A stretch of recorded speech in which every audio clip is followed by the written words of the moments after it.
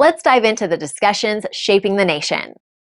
4 to 5 years with no success. Now, don't tell me that in that school, an extremely large school, one of the largest schools in the country, doesn't have additional needs and can manage with one SNA. It is absolutely disgraceful, Minister. The system, as it's currently constituted, is failing our children and it has to be fixed.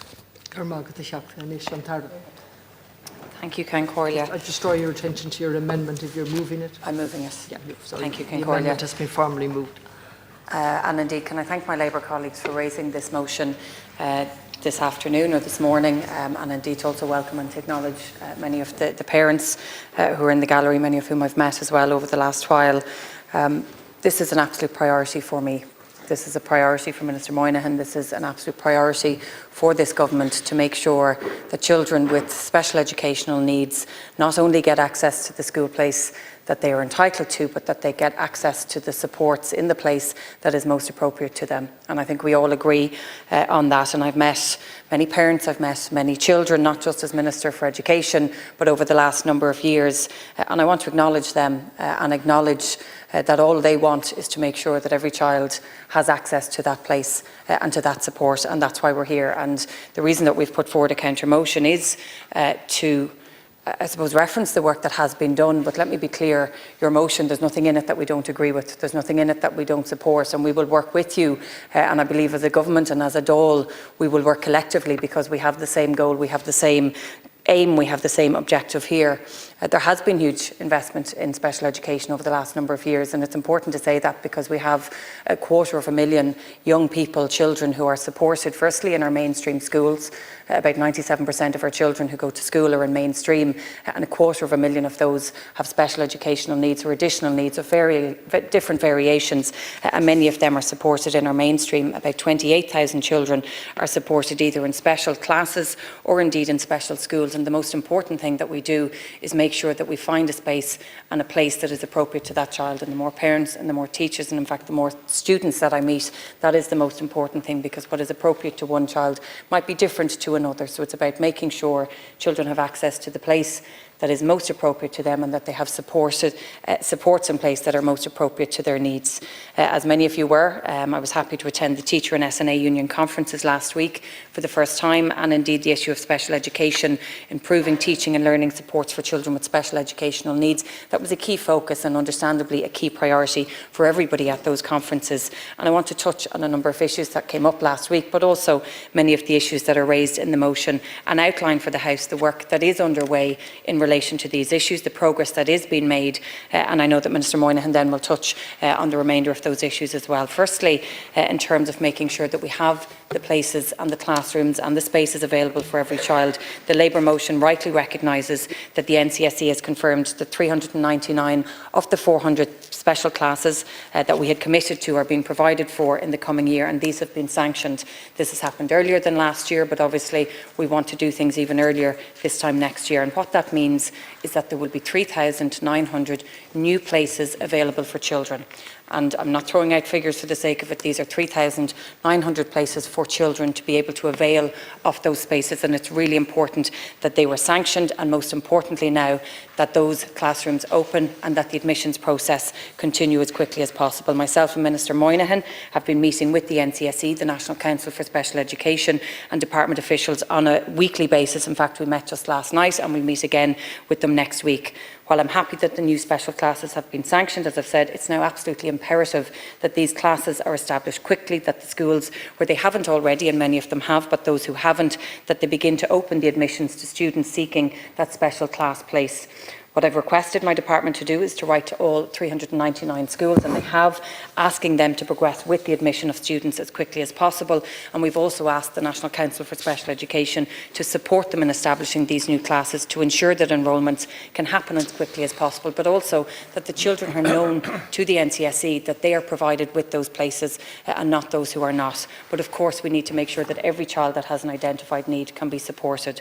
It's important that this work, as I said, progresses quickly, so parents have confirmation confirmation of where their child will be enrolled, that they can begin planning and preparing for this transition. The necessary funding is in place to support the schools in establishing these classes, for the provision of the accommodation where it's required as well, for the purpose of existing accommodation for teachers and for SNAs in training in relation to these new special classes. Again, just to assure everybody, this is a priority for me to make sure every single child come this September has access to that place.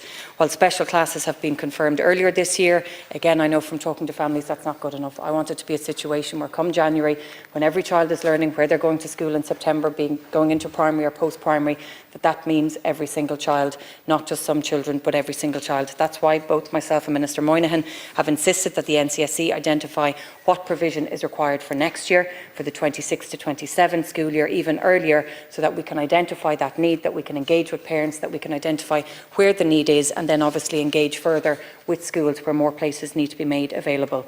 My department and the NCSE have also met with school management bodies and patron bodies before Easter in a first step for forward planning, looking again at next year.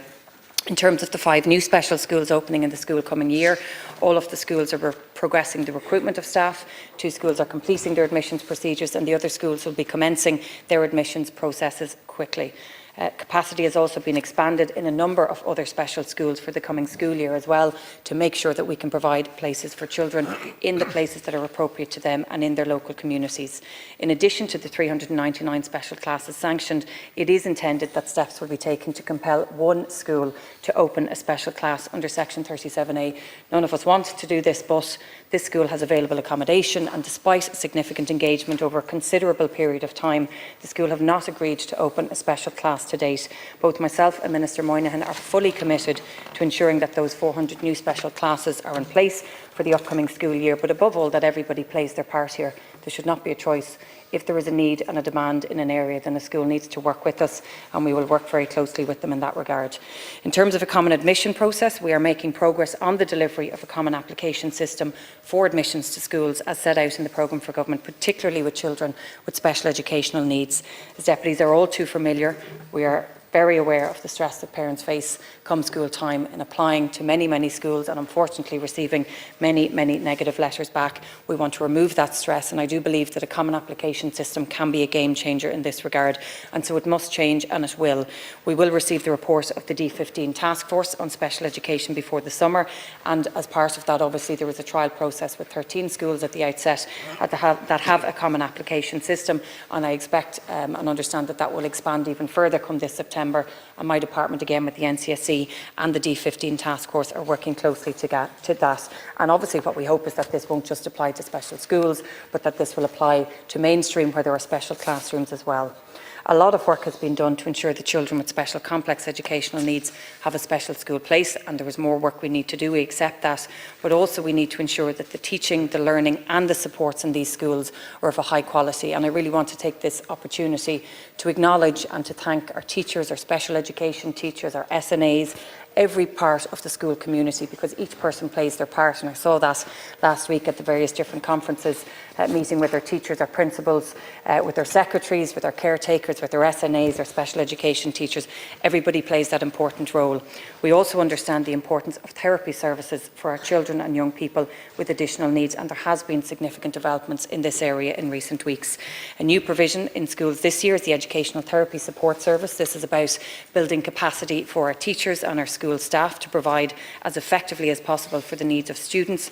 And again, this service will see therapists working in classrooms with teachers, but building on this, the programme for government very clearly commits to a new therapy service where the therapist will provide direct support to our children. And I can confirm that work is underway to establish what is a really necessary support for our schools. We'll be working to advance this as quickly as possible. I brought a memo to Cabinet only 3 weeks ago setting out that my department, working with children, working with the HSE, is now designing a new therapy service. We're working to make sure that this can be introduced later on in this school year, starting with our special schools, but again making sure that we move beyond special schools into our special classrooms, and of course in mainstream. We know the benefits of this. If children are accessing therapies, it provides them with a greater level of support in schools so that they can actually work with their teachers, that teachers can work with them in a setting that is much more conducive to learning. So it's about providing the supports in the place that is appropriate to them. And not only will this benefit children because they will get the direct therapies, but there will also be a level of support provided for teachers,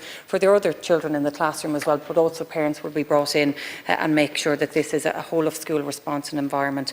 And it's really important, and we are absolutely prioritising that this can be introduced as quickly as possible. It's important that we have the buildings in place. Of course, there's 5.7 billion has been invested in schools throughout the country, involving the completion of over 1,150 school building projects.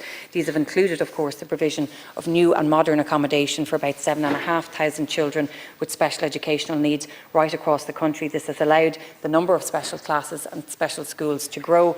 And again, what we are committed to is making sure that where the need is growing, the demand is in place, that those provisions and those buildings would expand and be provided for as well. Finally, if I could just touch on in a few seconds, it's really important that we put in place training for our teachers. Heard this very clearly last week at our conferences.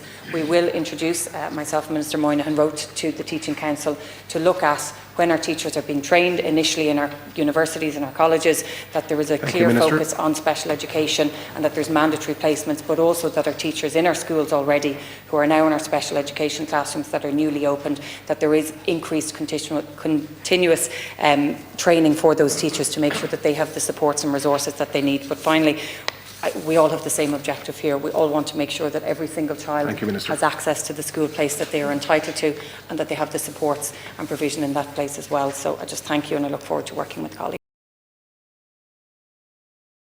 Like, share, and subscribe, and let us know your thoughts in the comments. We'd love to hear from you.